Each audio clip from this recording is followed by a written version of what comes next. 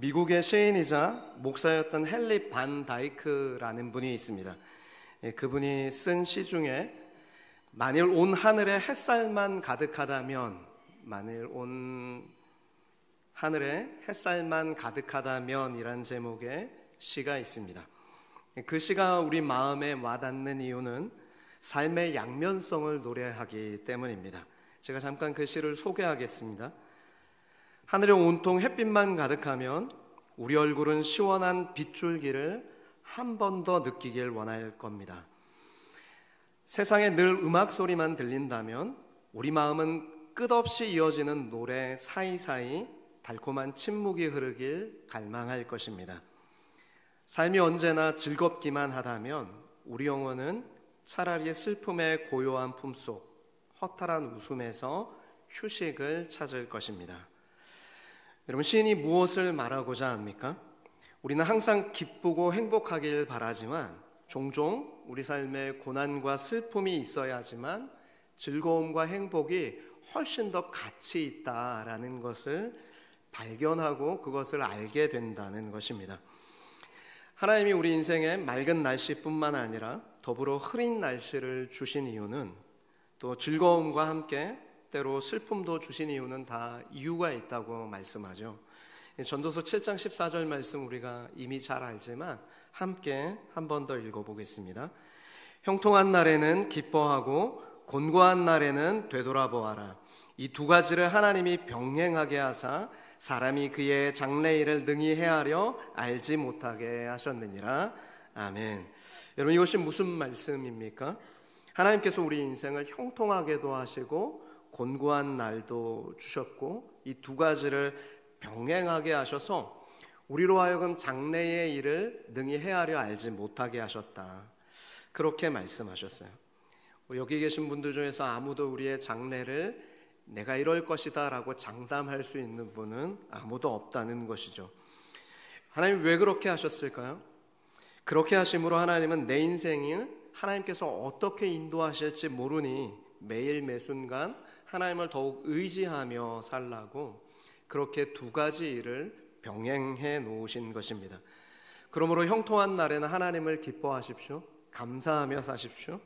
그리고 곤고한 날에는 하나님을 더 가까이 하면서 하나님 내 인생의 이 곤고함을 통해 하나님께서 무엇을 말씀하시는지 나로 깨닫게 해주십시오.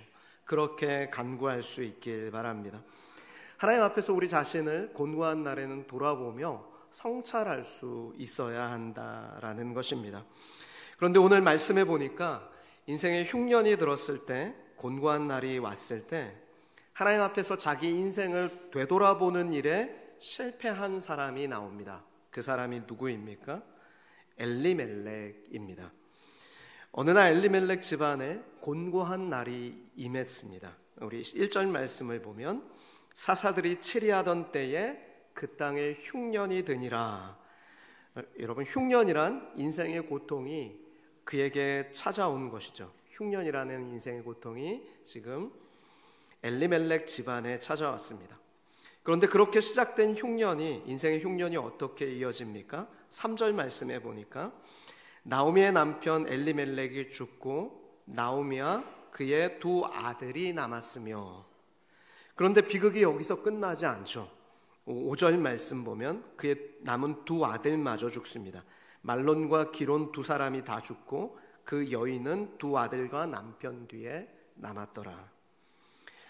여러분, 우리가 지금 읽고 있는 이 말씀을 보면서 어떻게 보면 이게 남의 가정 이야기이고 또 글로 읽다 보니 우리의 마음이 무덤덤하게 이 이야기를 읽지만, 만약에 이 말씀이 이 지금 일어나고 있는 일들이 우리 가정에 임한 일이라면 우리는 그 인생의 흉년이 얼마나 우리에게 슬프게 다가오고 우리의 인생을 궁지에 몰아넣는가를 아마 말할 수 없는 고통으로 인식하게 될 것입니다. 오늘 이 말씀을 조금 현대적인 이야기로 각색해 보겠습니다. 조금 더 우리 피부에 와닿게 현대적인 이야기로 각색해 보면 이와 같죠. 한 여인이 있습니다. 이 여인의 집안은 옛날부터 마을에서 정평이 난 아주 유력한 집안 사람입니다. 조상으로부터 물려받은 재산도 꽤 있고 사회적 지위도 꽤나 있는 그런 집안입니다.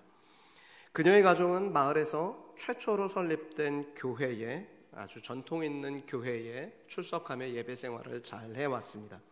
그녀와 남편 사이에는 두 아들이 있었는데 어느 날 남편이 지금보다 조금 더 매력적인 곳으로 이사해서 살자고 그렇게 계획을 하고 아내를 설득합니다. 아내는 남편을 따라서 더 나은 삶을 찾아서 이사를 하는데 그곳은 문화적으로 또 경제적으로 훨씬 더 윤택한 곳이지만 교회도 없고 신앙적으로는 좀 형편이 없는 곳입니다. 그러나 그곳에 더 소망이 있다 생각하고 그곳에 이사한 거예요. 거기서의 삶이 즐거울 것이라고 생각하고 이사를 했습니다. 그런데 갑자기 남편이 심장마비로 48살에 세상을 떠나고 맙니다. 엎친 데 덮친 격으로 남편이 전 재산을 투자했던 사업이 망해서 파산해서 가족이 하루아침에 몰락한 거지 신세가 되고 말았습니다. 이제 생계를 위해서 두 아들이 고등학교를 중퇴하고 직장에 다녀야 했는데 빠듯한 살림을 꾸리기 위해서는 공장에 남아서 야간 근무까지 그렇게 성실하게 해야 가정이 빚도 갚으면서 그렇게 겨우 입에 풀칠을 할 수 있었습니다. 오랜 생활 동안 그들이 신앙을 떠나서 교회도 없는 곳에서 그렇게 지냈기 때문에 그들은 믿지 않는 자매들과 결혼을 하게 되었고 그것은 끝까지 신앙을 지키며 살던 어머니에게는 낯설고 참 힘든 일이었습니다. 그러던 어느 날 두 형제가 새벽 2시경에 이렇게 집으로 귀가하다가 그만 운전하던 형이 피곤을 못 이겨서 깜빡 조는 바람에 차가 도로에서 벗어나 절벽으로 떨어지는 바람에 두 아들 모두 죽고 말았습니다. 과거의 모든 것을 가졌던 그런 유력한 집안의 이 한 여인, 이제 그녀에게 남은 것은 아무것도 없게 된 것입니다. 여러분, 이것이 룻기의 이야기입니다. 룻기의 현대적인 이야기예요. 인생의 흉년이 들어서 한 집안이 완전히 몰락하는 비극적 이야기로 지금 룻기가 시작하고 있습니다. 그런데 이 룻기의 이야기 결론 부분에 가서는 이 룻기가 비극으로 끝나고 있습니까? 아니면 해피엔딩으로 끝나고 있습니까? 해피엔딩으로 끝나요. 회복의 이야기로 끝나죠.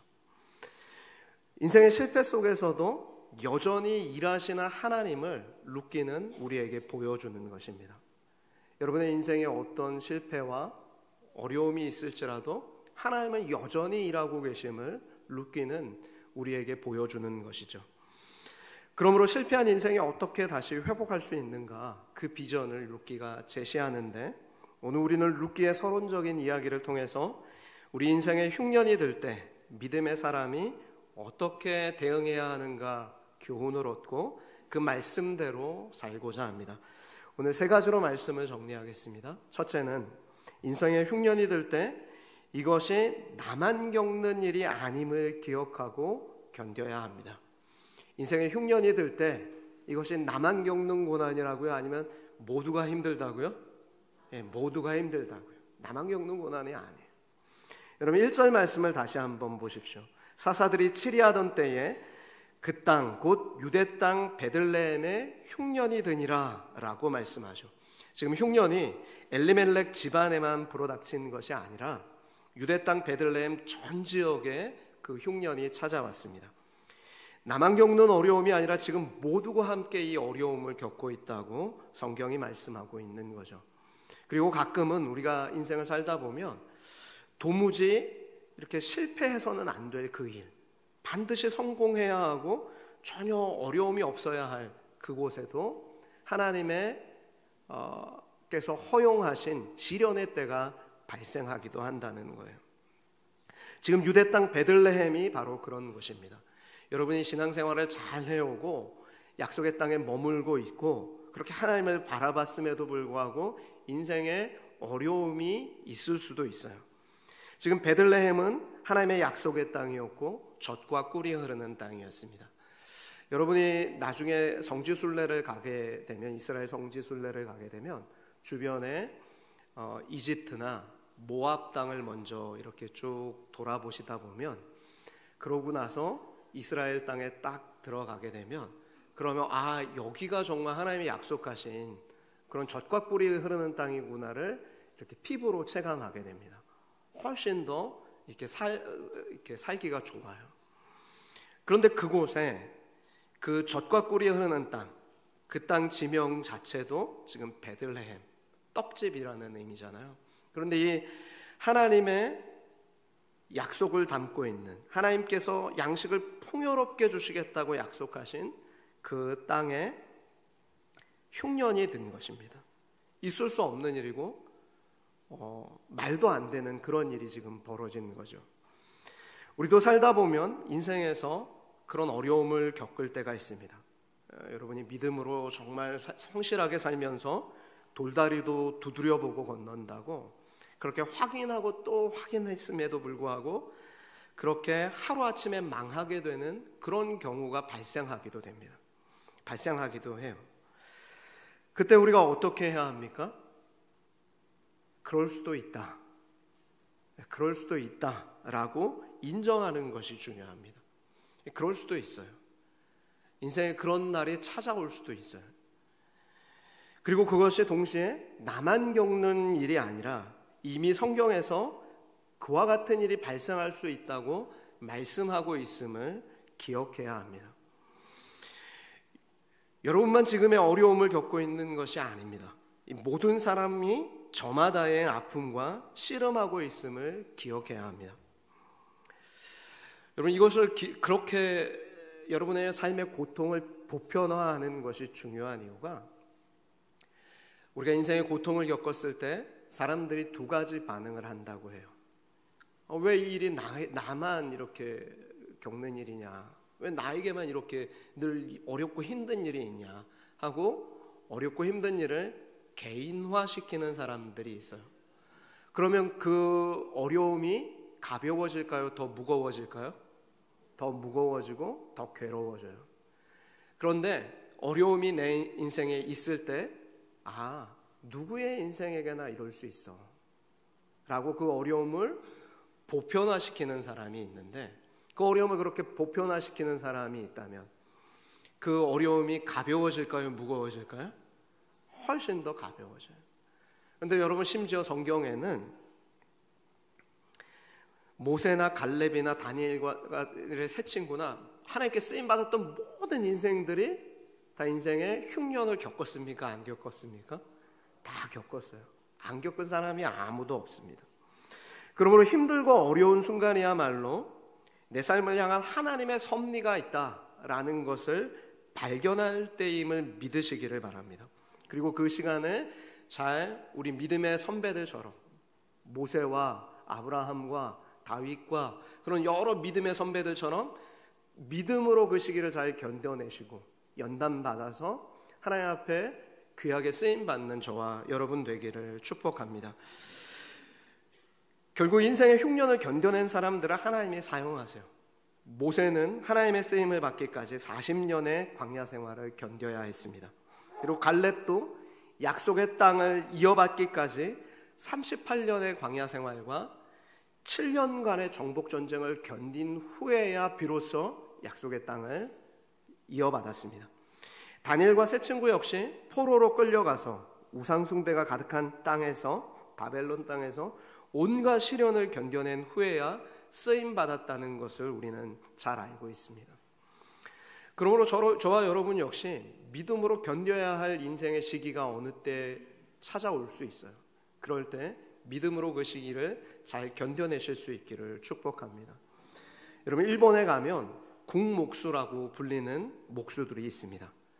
그들은 나무로 1000년 이상 버틸 수 있는 궁궐이나 건물을 짓는 목수들인데, 그들을 궁목수라고 부르는데, 어떤 사람이 궁금한 거예요. 도대체 나무로 지은 건물이 어떻게 1000년 이상을 버틸 수 있는가? 그래서 그들에게 물었을 때 이와 같이 대답했다고 합니다. 1000년 이상 버틸 수 있는 건물을 지으려면 1000년 된 노송을 써야 합니다. 그리고 그런 나무, 천년된 노성으로 건물을 짓는다면 모름지기 1000년은 갈 수 있는 건물을 지어야 국목수로서 그 나무에 면목이 서는 일입니다.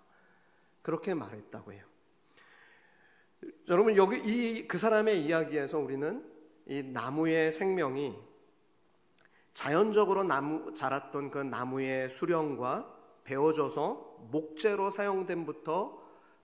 사용된 뒤부터 그 생명의 연수가 똑같다는 것을 우리는 알게 되죠. 1000년 된 노성으로 건물을 지으면 1000년은 버틸 수 있어야 된다. 우리는 그렇게 이야기하잖아요.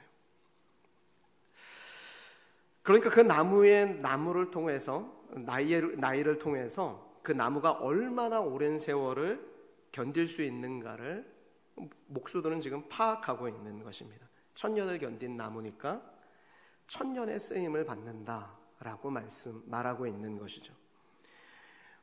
여러분, 물론 견딤은 쉽지 않습니다. 견디다가 나무가 구부러지고 뒤틀리고 그렇게 되기가 십상이죠. 그러나 그런 나무조차도, 뒤틀어진 나무조차도 국목수의 손에 들리면 적재적소에 쓰임 받아서 1000년을 견딜 수 있는 그런 궁궐로 완성이 되는 거예요. 우리 인생도 마찬가지죠. 여러분이 믿음으로 견디다가 인생의 어느 시점에서 구부러지고 병들고 힘들고 참 마음이 괴롭고 그렇게 어떻게 보면 약간 뒤틀어진 나무처럼 될 수도 있어요. 그러나 여러분이 믿음을 갖고 그 시기를 견디고 계시다면 하나님의 때에 하나님께서 여러분을 붙잡으셔서 가장 적소에 여러분 하나님의 나라를 위해 귀하게 사용하실 줄 믿습니다.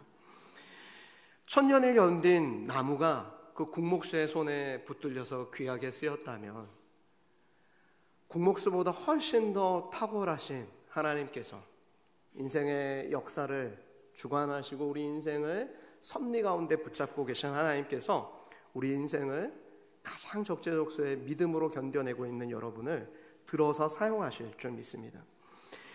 여러분, 인생의 흉년이 될 때 그러므로 우리는 하나님 앞에서 인생이란 뭔가를 더 생각해 보시고 또 세상에서 내가 어떻게 살아야 할까를 고민해 보시고 그리고 하나님께서 반드시 나를 다시 회복하시고 쓰실 날이 있다는 걸 기억하시면서 믿음으로 여러분 스스로를 잘 개발하시고 건강도 더 잘 관리하시고 그리고 어떤 전문 분야에서 쓰임 받기를 소망하면서 그 일도 더 열심히 청년들은 하시고 또 어른들은 정말 내가 무언가 할 수 있다는 기대감을 가지고 그렇게 잘 준비하며 사시기를 바랍니다. 아픔도 있겠지만 내면의 상처도 있겠지만 그런 우리가 하나님의 손에 붙들릴 때 귀하게 쓰임 받을 수 있다는 것이 오늘 하나님이 우리에게 주시는 메시지입니다. 그러므로 여러분의 인생의 견딤을 통해서 하나님께서 여러분을 모세와 같이 또 갈렙과 같이 귀하게 쓰실 줄 믿고 그 인생의 흉년의 때를 잘 견뎌나가실 수 있는 저와 여러분 되실 수 있기를 주님의 이름으로 축복합니다. 두 번째로는 인생의 흉년이 들 때 고난에 담긴 하나님의 메시지를 발견하셔야 합니다. 말씀을 시작하면서 보았던 전도서 7장 14절 말씀은 하나님은 우리에게 곤고한 날에는 되돌아보라 그렇게 말씀하셨어요. 그런데 여기서 되돌아본다라고 번역된 영어 성경이 consider인데 영어 성경에서는 이 단어를 consider라고 번역했는데 곰곰이 생각해 본다는 거예요. 무엇을 곰곰이 생각해 봅니까? 고난에 담긴 하나님의 메시지를 곰곰이 생각해 보는 거예요. 왜냐하면 우리가 하나님의 섭리를 믿기 때문에 그렇습니다. 섭리란 하나님이 자신이 창조하신 세상을 유지하시고 결국에는 작정하신 그 결말로 이끌어 가신다는 것이 하나님의 섭리예요. 그러니까 하나님은 여러분의 인생을 계획하신 뜻하신 바가 있어서 이 세상 가운데 여러분을 보내셨어요. 그리고 여러분으로 하여금 나의 백성은 나를 위하여 지었나니 찬송을 부르게 하려 함이라 말씀하시잖아요. 여러분의 인생을 통해서 하나님이 찬양받고 영광 받으시기를 원해서 여러분을 지으셨다고요. 그렇다면 여러분의 인생의 그 고난에도 의미가 있는 거예요. 그 고난의 의미를 발견하실 수 있어야 합니다. 젖과 꿀이 흐르는 땅이, 축복의 땅이 베들레헴의 흉년이 들였다면 반드시 하나님의 이 고난을 통한 뜻하신 바가 있음을 우리는 발견할 수 있어야 하는 것이죠. 그러나 엘리멜렉은 지금 어떻게 하고 있습니까? 현실을 직시하지 않고 그 고난 속에서 하나님의 뜻을 묻지 않고 모압으로 도망쳐 버렸는데, 그것이 해결이 됩니까? 아니면 더 큰 비극으로 다가오게 됩니까? 더 큰 비극을 가져오게 되었다는 것이 문제입니다. 여러분, 전도서 7장 14절에서 하나님이 형통한 날에는 기뻐하고 곤고한 날에는 되돌아봐라, 이 두 가지를 하나님이 병행하게 하셨다. 우리 인생에는 이 두 가지를 하나님이 병행하게 하셨다. 그래서 사람이 그의 장래의 일을 능히 헤아려 알지 못하게 하셨다라고 말씀하셨는데, 그런데 우리가 지금 곤고한 날이 있거나 어려움이 있으면 우리의 관심은 무엇에 있습니까? 이 문제가, 곤고한 문제가 빨리 해결되기만을 바라요. 여기에 담긴 하나님의 메시지가 무엇인지는 별 관심이 없습니다. 그런데 하나님은 그 메시지를 좀 우리가 깨닫기를 원하시는 거예요. 엘리멜렉이 만약에 그에게 찾아온 인생의 흉년 앞에서 인생을 되돌아보면서 하나님의 뜻을 찾았다면 그는 그 인생에 담긴, 그 고난에 담긴 하나님의 뜻을 쉽게, 의외로 쉽게 발견할 수 있었을 것입니다. 왜냐하면 하나님께서 1절에 이미 그 대답을 주셨기 때문에 그래요. 1절에 뭐라고 말씀하시죠? 사사들이 치리하던 때에 라고 말씀합니다. 만약에 엘리멜렉이 하나님 앞에서 인생의 흉년이 들었을 때 왜 주께서 약속하신 이 축복의 땅, 그것도 떡집이라고 불리는 베들레헴에 흉년이 찾아왔습니까? 하나님의 인생에 이런 고난이 있습니까? 라고 물으면서 기도했다면 이 사사들이 치리하던 그때다라는 사실을 발견했을 거예요. 여러분, 사사시대는 어떤 시대입니까? 여러분이 잘 아시는 것처럼 사사기 17장 6절과 21장 25절에 반복되는, 후렴구처럼 반복되는 말씀이 있죠. 뭐라고 말씀하죠? 그때에 이스라엘에 왕이 없으므로 사람이 각각 자기의 소견에 옳은 대로 행하였더라. 이게 사사시대라고요. 사사시대는 왕이신 하나님을 자기 인생에 모시기를 거부하고 자기 스스로가 왕이 돼서 각각 자기 소견에 옳은 대로 행하는 시대였습니다. 그런데 그 시대에 실제로 이스라엘 백성들이 어떤 하나님 앞에 나와서 예배를 드리는 종교 행위가 없었냐? 아니요, 있었습니다. 그런데 자기 멋대로, 그렇게 자기 생각대로 예배를 하고 우상을 섬기고 하나님을 찾는다고 찾았어요. 그러니까 율법과 상관없이, 말씀을 떠나서 자기 생각대로 살았습니다. 여러분이 만약에 사사시대의 타락상을 보기를 원하신다면 사사기 17장 이후를 읽어보시면 좋을 것 같아요. 사사기 1장부터 16장까지는 하나님께서 각 사사를 세워서 이스라엘 백성들이 그렇게 괴로움을 당할 때 건지시는 구원 이야기가 나온다면, 17장 이하에서는 더 이상 하나님이 사사를 세우지 않으세요. 그리고 한 개인, 미가가 집에서, 어머니 집에서 은을 훔쳤다가 이제 어머니가 내가 도둑 맞은 것으로 인해서 그 도둑놈은 저주를 받고 정말 끔찍한 일을 당할 것이라고 막 악담을 퍼부었을 때 그것이 두려워서 은을, 훔쳐갔던 은을 다시 돌려주는 이야기로 시작합니다. 그러면서 이제 하나님을 예배하겠다고 했던 그들이 자기 집에 우상을 세우는 이야기로 시작이 돼요. 한 개인의 타락이 가정의 타락으로 이어지고, 그 가정의 타락이 단 지파의 타락으로, 한 지파의 타락으로 이어지고, 그리고 거기서 중심을 잡고 있어야 할 종교인, 하나님께 구별된 레위인조차 어떻게 우상을 숭배하는지를 보여주죠. 그러면서 그 사회가 얼마나 끔찍하게 타락했는가를 17장 이하에서 21장까지 연결되는 이야기에서 우리가 더 이상 눈뜨고는 보지 못할 이야기들이 기록되고 있습니다. 전쟁과 살육과 상상할 수 없는 죄악이 이어진 그 시대가 바로 사사시대였습니다. 하나님께서 그 백성들을 징계하기 위해서 약속의 땅에도 흉년을 내리셨습니다. 의도된 흉년인 거죠. 지금 그들로 하여금 돌이켜 회개하고 하나님께로 돌아오라, 왕이신 하나님께로 돌아오라 라고 말씀하고 계신 것입니다. 그런데 엘리멜렉은 그 흉년을 보고 하나님의 메시지를 발견해야 했는데 하나님께 묻지 않고 하나님의 의도를 헤아리지 않고 하나님께 깊은 회개의 자리로 나와야 했는데 그는 회개도 하지 않고 머물러 있어야 할 신앙의 자리도 버린 채 흉년을 피해 멀리 모압 지방으로 도망쳤습니다. 여러분, 왜 모압 지방으로 도망쳤겠습니까? 그 당시 너무나도 베들레헴의 흉년이 극심했는데 모압은 지금 강수량도 풍부하고 초목이 잘 자라고 있는 비옥한 땅인 거예요.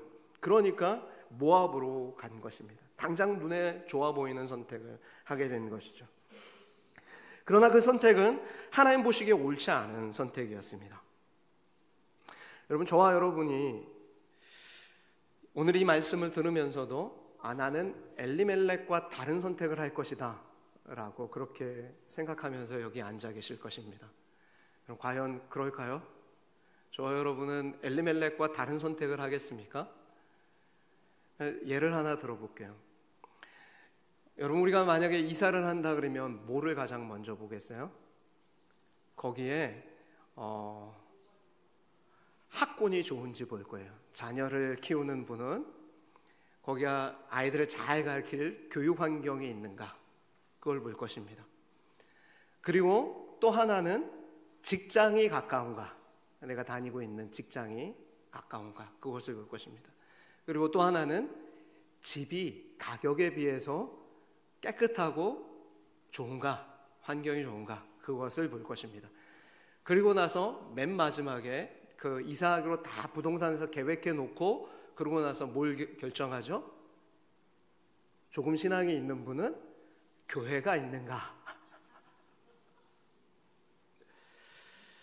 여러분, 만약에 여러분이 이사하는데 전 그렇게 설정 안 하는데요, 저는 거기에 건강한 교회가 있는가, 그거가 제 1순위인데요 그렇게 보고 이사하신다고 생각하시면 훌륭한 분입니다. 그런데 우리는 대다수가 전자와 같이 엘리멜렉과 같이 선택을 한다고요. 그런데 그것이 하나님 보시기에 옳은 선택이 아니에요. 그럼 우리는 항상 내 삶의 1순위는 하나님이 중심이 돼야 돼요. 그래서 여러분이 누군가 혹여나 이사를 하시게 되면 건강한 교회가 있는가를 보셔야 되는데, 건강한 교회는 우리 성산교회니까 성산교회 중심으로 이사를 하셔야죠. 과거에 어떤 권사님 그러셨다고 하더라고요. 근데 교회가 여기 있으니까 교회 중심으로 주변에서만 이사를 했다고. 근데 믿음으로 잘 선택하신 거예요. 근데 엘리멜렉은 베들레헴의 가뭄이 들었을 때 모압을 눈에 보이기에 더 좋은 곳이니까 그것을 선택해서 갔습니다. 그런데 신명기 23장에 보면 하나님이 그것을 원하지 않으세요. 신명기 23장 3절과 6절에 보면 암몬 사람과 모압 사람에 대해서 영원히 여호와의 총회에 들어오지 못하리니 라고 말씀하십니다. 그리고 내 평생에 그들의 평안함과 형통함을 영원히 구하지 말지니라, 그렇게 말씀하셨어요. 모세의 율법으로 볼 때 하나님은 이스라엘과 모압이 철저히 분리되기를 원하신 것입니다. 그러니까 지금 베들레헴에 아무리 가뭄이 심해도 모압 땅을 쳐다보면 돼요, 안 돼요? 안 돼요. 쳐다보면 안 돼요. 거기가 아무리 비옥하고 풍요롭다고 해서 거기에 기웃거려서는 안 되는 것입니다. 그런데 엘리멜렉이 그 길을 걸어간 것이죠. 오늘날 우리 역시 얼마나 엘리멜렉과 같은 그런 잘못을 범하는지 모르겠습니다.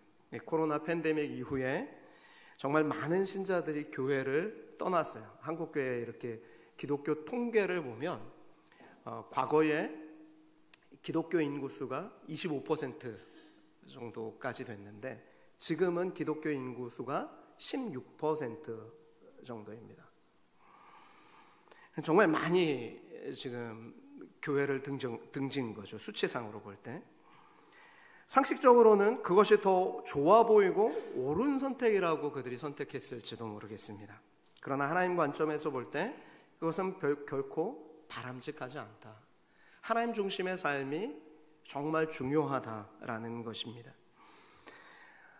어떤 분들은 여전히 예배를 드리고는 있는데 현장 예배를 복귀하지 못하고 영상으로 예배하는 것에 익숙해져서 영상으로 예배하면서도 그것에 만족하고 계신 분이 있는지도 모르겠습니다. 심지어 이런 이야기도 저는 들어봤습니다. 영상으로 예배하고 헌금은 어려운 선교사님들이나 내가 이렇게 구제할 수 있는 그런 교회에 보내는 것이 참 좋다라고 이야기하는 것까지 들어보았습니다. 그분의 관점에서는 그게 옳다고 여긴지 모르겠어요. 그러나 하나님은 언제나 공동체 속에서 우리의 신앙을 유지하기를 원하세요. 우리가 예수 믿고 구원 얻는 순간 믿음의 공동체 안에 속한 거예요. 이따 오후 예배에 살필 얘기지만 도마가 왜 의심하는 도마라는 별명이 붙게 된지 아십니까? 무슨 이유인지 모르겠는데 공동체를 그가 떠나 있었기 때문에 그래요. 부활하신 주님이 제자들에게 나타났었던 첫 번째 사건에 도마가 무슨 이유인지 그 공동체 가운데 없었어요. 떠나 있었기 때문에 부활하신 주님을 만나지 못하고 그가 나중에 와서 우리가 부활하신 주님을 봤어라고 얘기하는데 뭐라고 얘기합니까? 난 못 믿겠어. 내가 직접 보고 만져봐야 믿겠어. 의심 많은 도마다 라는 별명을 얻게 됩니다. 공동체를 떠나서는 결코 건강한 신앙을 유지할 수 없습니다. 건강한 교회 그리고 하나님 중심, 말씀 중심 그 신앙이 정말 중요한 것입니다. 엘리멜렉은 하나님 대신 모압을 선택했다가 자신은 물론이고 그 자녀들까지 몰락하는 비극을 초래했다고 오늘 룻기서로는 말씀하고 있습니다. 그러니 우리는 인생의 흉년이 들 때 하나님 대신 다른 것을 선택하는 어리석음이 아니라 정말 이 순간이야말로 하나님께 내가 더 가까이 갈 때임을 믿으시고 그렇게 하나님께 더 가까이 나아갈 수 있는 그리고 고난에 담긴 하나님의 뜻을 발견할 수 있는 저와 여러분 될 수 있기를 주님의 이름으로 축복합니다. 마지막으로 무너진 내 삶에도 넘치는 하나님의 은혜로 회복될 수 있음을 믿어야 합니다. 여러분 룻기는 엘리멜렉 가문의 비극으로 끝나지 않는다고 했어요. 그 엘리멜렉 가문은 다시금 회복될 것입니다. 인생의 흉년이 들고 그것에 잘못 대처해서 가정이 무너지고 몰락한 가문이 됐지만 이제 하나님의 끊임없는 일하심으로 인해서 그 가정은 다시 회복될 건데 어느 정도로 회복되냐면 이스라엘의 역사상 가장 위대한 왕으로 높임받는 다윗 왕을 그 가문을 통해서 보내시고 이제 오랜 세월이 지난 후에는 유일하신 구세주 예수 그리스도를 그 땅에 보내시는 그런 놀라운 회복의 역사를 이루게 될 것입니다. 그 사건이 그런데 언제 일어났다고 성경은 말씀하고 있습니까? 우리 5절 이후 6절 말씀을 우리 한번 같이 읽어보면 좋겠습니다. 6절 말씀이요. 시작.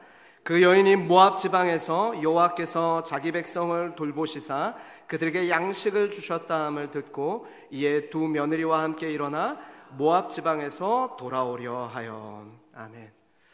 언제 회복이 일어났다고요? 모압 지방에서 일어나 하나님께로 돌아오려고 다짐했을 때 그때 그 가정에 회복이 일어나기 시작했다라고 말씀합니다. 여러분 인생에 흉년이 들었다고 또 그것에 잘못 대처해서 세상에 방황하다가 더 실패한 인생이 되었다고 그러므로 우리는 좌절하거나 낭망할 필요가 없습니다. 왜냐하면 다시금 하나님께로 돌아오면 하나님께서 놀랍게 회복하실 은혜가 있다는 거예요. 하나님 이렇게 말씀하셨습니다. 우리가 잘 아는 말씀인데 로마서 8장 28절 말씀을 읽겠습니다. 우리 함께 읽겠습니다. 시작. 우리가 알거니와 하나님을 사랑하는 자 곧 그의 뜻대로 부르심을 입은 자들에게는 모든 것이 합력하여 선을 이루느니라. 아멘. 여러분 이 말씀 다시 한번 말씀을 띄워주십시오. 그 말씀에서 로마서 8장 28절 말씀에서 방송실 말씀 한번 다시 띄워주세요. 네. 이 말씀에서 어디에 밑줄을 긋고 싶으세요? 모든 것이 합력하여 선을 이루느니라. 우리는 여기 밑줄 긋고 싶은데 사실 밑줄 그어야 될 부분이 어디예요? 하나님을 사랑하는 자, 곧 그 뜻대로 부르심을 입은 자. 하나님을 사랑하는 자. 여러분 인생의 모든 것이 합력해서 선을 이루려면 여러분이 누구를 사랑해야 된다고요? 하나님을 사랑해야 돼요. 여러분 고난은 우리에게 내가 정말 무엇을 사랑하는가를 보여주는 시금석이 됩니다. 여러분 우리가 자녀를 사랑한다고 얘기하지만 자녀에게 뭘 요구하죠? 엄청난 것들을 요구하잖아요. 공부도 잘해야 되고 좋은 기업에 취업도 해야 되고 좋은 신랑감도 구해야 되고 아내도 구해야 되고 정말 많은 것들을 기대하는데 근데 인생의 고난이 왔어요. 자녀가 너무 아파요. 그러면 그 다음부터 뭘 원해요? 건강만 해라. 그리고 뭘 원해요? 내 인생에 너 다 필요 없어. 너 건강만 해. 그러면서 내가 너를 정말 사랑한다는 걸 다시 확인하게 되죠. 인생에 우리의 많은 인생의 고난이 있을 때 우리는 비로소 내가 하나님보다 훨씬 더 소중하게 여겼던 것들, 그런 것들을 하나님이 내려놓게 하시는 거예요. 그리고 하나님을 정말 마음 다해 사랑하기를 원하십니다. 그리고 하나님을 우리가 정말로 진심으로 마음 다해 사랑한다면 그때부터 여러분의 삶에 회복이 일어날 거예요. 모든 것이 합력해서 선을 이루게 되는 그런 역사가 비로소 나타나기 시작할 것입니다. 여러분의 실패와 실수조차도 하나님께서 합력해서 하나님의 선을 이루시는 은혜가 일어나게 될 것입니다. 그러므로 인생의 흉년이 될 때 우리가 해야 할 일은 단 한 가지입니다. 하나님을 정말로 마음 다해 사랑하십시오. 하나님 정말로 마음 다해 사랑하십시오. 여러분의 생명보다도 더 하나님을 사랑해 보십시오. 하나님의 뜻대로 내가 부르심을 받았음을 믿으시고 그 뜻이 내 삶 속에 이루어지기를 간구하며 살아보십시오. 그때에 하나님께서 여러분의 인생을 회복시켜 주시고 놀랍게 하나님의 선하신 뜻을 이루어 가실 줄 믿습니다. 저와 여러분께서 그 선하신 하나님을 기대하면서 고난의 때를 잘 견뎌내서 그렇게 하나님께 귀하게 쓰임 받는 복된 인생 되시기를 주님의 이름으로 축복합니다.